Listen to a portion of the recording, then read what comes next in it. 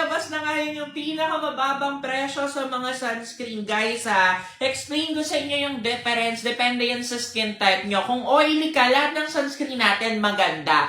Pero eto wag basta sunscreen. Kapag oily ka, acne prone, marami kang pimples sa mukha, ang daming sunscreen sa market ngayon, mura, pero ang totoo nakaka-pimples pa, aminin nyo. So, Honest Glow sunscreen natin, pink yung pinaka-recommend ko pag acne prone. Pag maraming pimples, nagharap ng sunscreen na maganda, nakakakalma rin ng pimples ito.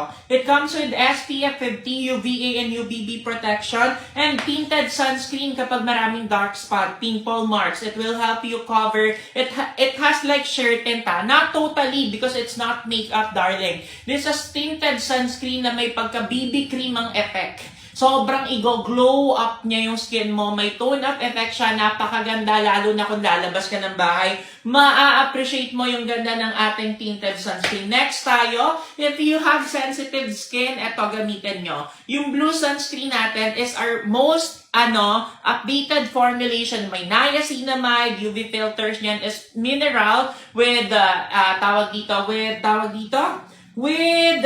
titanium dioxide and zinc oxide, just to clarify, okay? At ang ating Rejuve na sunscreen na nasa Glow 190, ito naman yung bigger version. Go na! Done, check out ko na po si Rejuve. Thank you, dear. Next na tayo.